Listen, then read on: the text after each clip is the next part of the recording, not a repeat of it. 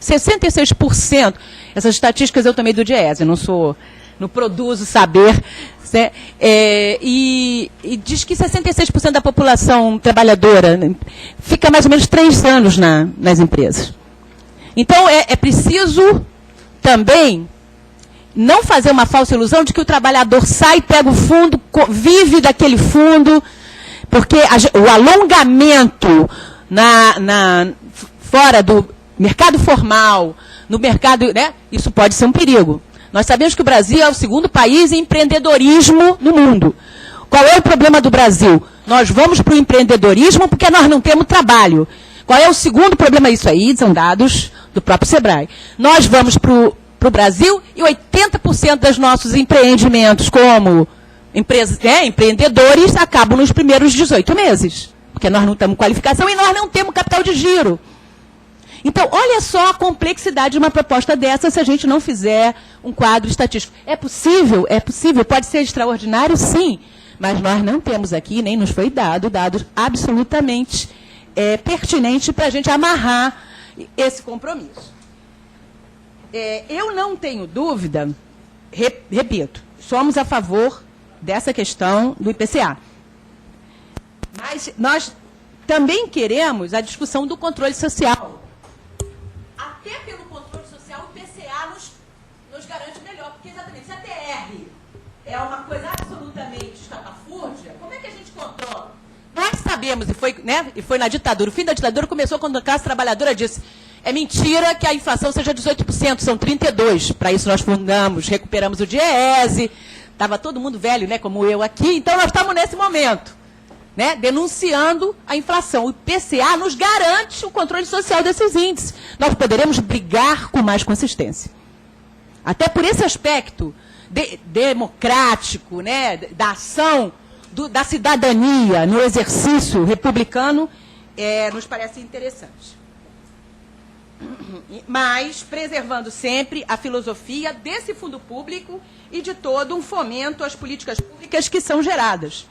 Porque nós não podemos esquecer, o que existe hoje de saneamento, de um mínimo, né, de saneamento ambiental no Brasil, foi gerado pelo fundo nas constituições das grandes empresas de saneamento que eram estaduais. Modelo autoritário, ditatorial da ditadura militar, mas que são, né, a estrutura mínima que a gente tem nesse país e que precisa ser realimentada. Uma outra questão, e aí, companheiros, para encerrar, e eu espero que vocês não me matem, né, porque vocês já viram que eu sou meio... É a discussão do seguinte: por que essa pressão agora? Né? E nesse particular, Maria, eu tinha me inscrito, eu gostaria muito que depois você dissesse o que é o Instituto, quem são os seus mantenedores, se vocês são sustentados aqui pela associação comercial, né? Porque eu quero saber até onde eu vou caminhando com você. Desculpa, brincadeira, mas eu estou me sentindo em casa. Mas olha só, minha gente, todo mundo sabe que, e eu tenho lado, o governo Lula não é um governo que eu sonhei e que eu lutei durante 30 anos de militância, inclusive em partidos clandestinos. Mas eu sou eletricitária de uma empresa que, numa semana privatizada, demitiu 4.500 pessoas. 4.500 pessoas, eu estava diretora do sindicato, e nós fizemos 4.500 homologações na Light. A Helena ali, do lado do maravilhoso Lisânias Maciel, nós trouxemos gente de Paris, porque a Light tinha sido comprada por uma estatal francesa, para mostrar o massacre que tinha sido. Eu vi gente se matar em torre de transmissão porque não sabia o que fazer no interior do estado, porque tinha perdido o emprego na Light. E a CSN viu gente se matar em forno, e recentemente, no mês de maio desse ano, um trabalhador mineiro da Vale se atirou embaixo do trem de ferro que levava toneladas de ferro, porque tinha recebido uma carta de demissão. E cada um sindicalista aqui já viu alguém se suicidar no seu ambiente de trabalho. Certo? Eu não quero a volta. Não quero a volta dos neoliberais nesse país. E você esvaziar fundos públicos, esvaziar fonte de financiamento de habitação, de saneamento, é também esvaziar o programa de aceleração do crescimento do Brasil, que é uma porcaria do ponto de vista de planejamento estratégico de nação, ao meu ver. Não estou falando pela CTB, por isso que eu de vez em quando... Mas que é muito melhor que qualquer coisa que a gente viu nos últimos, desde Sarney. E nós sabemos quem é Sarney. Quem não sabia antes, está sabendo agora. Porque antes o Globo gostava do Sarney, agora não gosta mais. Né? Na época da ditadura, o Globo adorava o Sarney. Agora não gosta mais. Mas a gente nunca gostou. E sabemos o que significa. Então, do ponto de vista de uma mulher que entregou sua vida, né, ao trabalho sindical, considerando que o trabalho sindical é uma passagem da luta contra a exploração da classe trabalhadora, porque eu quero um país onde toda a riqueza seja dividida por todos, me preocupa esse tipo de proposta de esvaziamento nesse momento e, obviamente, a CTB reitera que tem muito interesse de participar desses debates, mas não é signatária deste momento, deste muito dos pontos, convenhamos.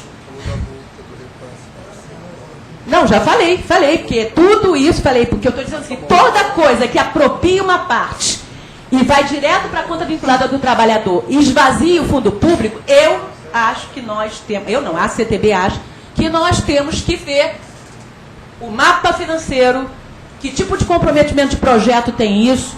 Isso é bom, porque tem que democratizar o fundo. É dinheiro nosso, tem que ser democratizado. Isso tudo é muito viciado. Não estou assinando embaixo também do que se faz lá, não. Mas não dá para fazer sem fazer esse diagnóstico. E acho que nós, né, do sindical, nós, por exemplo, nós nos identificamos muito com aquelas centrais que defendem a unicidade sindical, porque gostamos da coisa híbrida, criativa que o Brasil tem.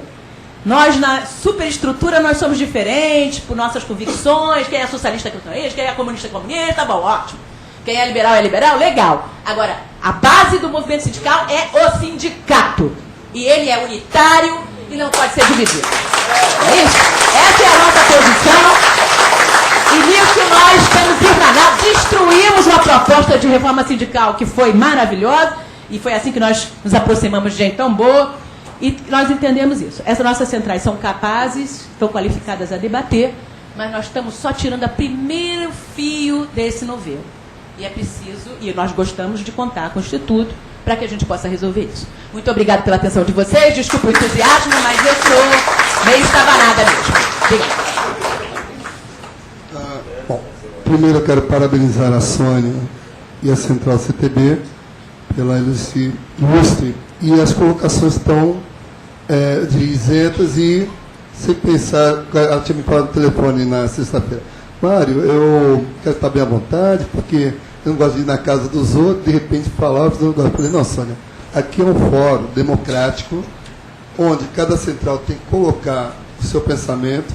Esses projetos foram feitos em vários anos de estudo, mas não quer dizer que seja verdade. Então, podem haver demandas, mas eu gostaria, antes de passar a palavra para o Mauro, e depois nós vamos ter o de Jair da CUT, de até esclarecer alguns pontos que eu acho que é até importante para os demais debatedores e palestrantes. Primeiro, quem é o Instituto FGTS? A primeira observação: o Instituto ele é patrocinado pelo próprio presidente. Tá? Eu trabalhei 16 anos como empregado em várias empresas, trabalhei em 10 empresas, todas com carteira assinada, mas sempre eu pedia demissão. Teve 2 que me mandaram embora. O sinal, o Banco Nacional me mandou embora em 86, porque naquele momento eu era do lado do trabalhador, ia pregar faixa ali na Rua de Santana. E aí a gente tinha um grupo que, na época, nosso sindicato, nós éramos de informática, e não tinha sindicato, não havia Sindipd, e era o sindicato dos etc. Na realidade, nós éramos do sindicato dos vigilantes, que era ali na rua do Roberto Marinho, ali na... Então, nós, de informática, uma categoria, éramos sindicato vigilante. Então, a gente estava começando um movimento, que era a PPD, que a gente chamava. E havia um número de mentirosos, né? Haviam 7 pessoas lá, funcionários, que estavam brigando. E a minha formação, sou analista de sistemas, e eu era o analista responsável pelo novo sistema de folha de pagamento do Banco Nacional.